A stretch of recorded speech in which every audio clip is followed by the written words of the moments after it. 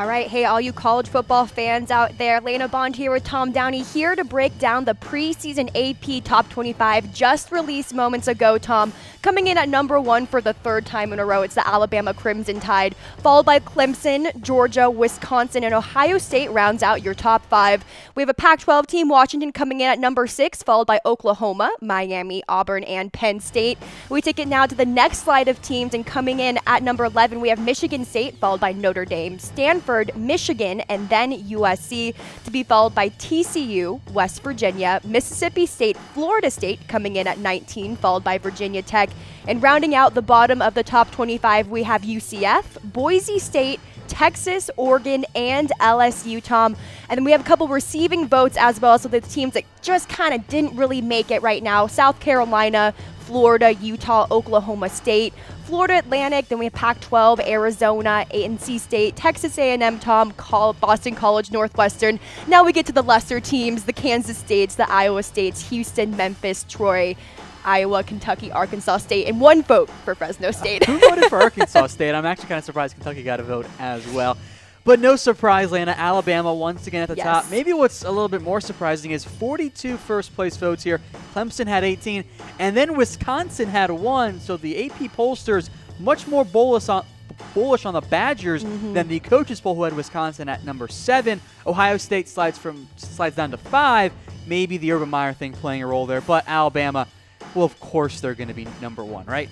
Right. I mean, even with some of the quarterback controversy, if you will, they've had this offseason, Tom, it's hard to deny that they're probably the most set-up team to win the CFP again in 2018. And we want to ask you guys, do you think the Alabama Crimson Tide will repeat in 2018? Give us a wow face for yes, a laughy face for no. Tom, they did go back-to-back before under Nick Saban. Do you think they can do it again? I think so, especially if Tua stays healthy the entire season. It's boring to pick Alabama again, and it kind of gets a little tiresome as well because it's always Alabama, but they have the best coach in college football, they have the best recruiting classes in college football, and they produce the most consistently in college football. Absolutely. It's boring, but there we are. It is what it is, Tom. Let's go ahead and take it to the next slide now. We see a Pac-12 team coming in at number 6 with Washington.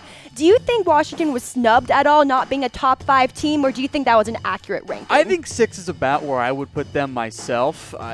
Their schedule sets up very well, again, playing in the lesser Pac-12. They brought back a lot of their talent. Last year's problems were due in part to so many injuries. Trey Adams went down, a bunch of other guys went down as well.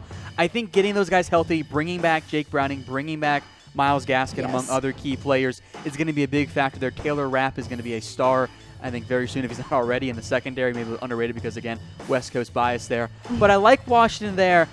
I am not ready to buy into USC. I need to see more steady quarterback play. Of course, if JT Daniels or whomever thrives, they're going to be a team to fear there. Oregon, I know, Lana, that you agree with me since you are an Oregon alumna. They're a good sleeper team. And then Stanford, yes, bringing back Bryce Love was a huge addition. They lost quite a few defensive players as well. So I want to see how they fare on that. And so Washington, I think, is rightfully your top Pac-12 team. They're at number 6 overall. Let's take it to the next slide now. We're seeing a couple Michigan teams making an appearance on this board at 11 and 14.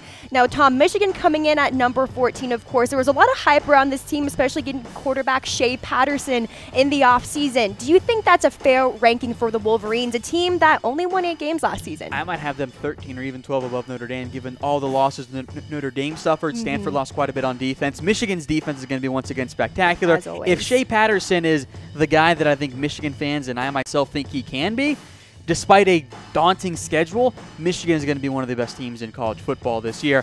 I don't know if they're going to actually win the Big Ten because that schedule is so difficult, but I would be surprised if they ended up finishing 5th among Big Ten teams. I think that they can beat Michigan State, and I'm not as bullish on Penn State as some are, given their own talent losses on offense and even some defensive players as well. I'll make note here, Lana, a big drop-off from 14 to 15 in the points there. There's a pretty clear-cut, I think, top 14 right now in college football. After that, it's a bit muddled overall. All right, let's take it to the next slide now. TCU, West Virginia, Mississippi State, Florida State, and Virginia Tech. Now, Florida State, a team that some would argue shouldn't even played in a bowl game last season, Tom, coming in at number 19, a new coach, a new system, if you will. Do you think this is a little high?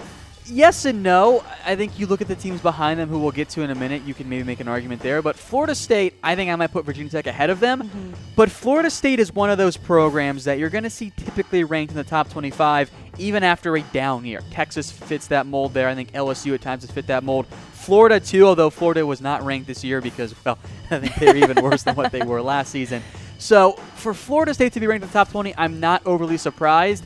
I do need to see a little bit steady quarterback play, and frankly, I think their defense should be much improved because last year's scheme did not make the most of the talents that they had up front and in the secondary as well. All right, well, a 7-win team, Florida State team, over UCF, who were the self-proclaimed national champions of 2017. Put some respect on it. Fair enough. And then you see Boise State kind of making an appearance here. I would have put Boise ahead of UCF. I actually think that's pretty fair to say. Texas coming in the top 25. They are finally making a comeback in the college football scene. My Oregon Ducks at 24. I think that's a fair ranking. And then LSU coming in at 25. So I want to ask you guys, the folks at home, will a group of 5 team make the CFP this year? Yes, type Y for yes, type N for no. Tom, what are your thoughts on this? Probably not.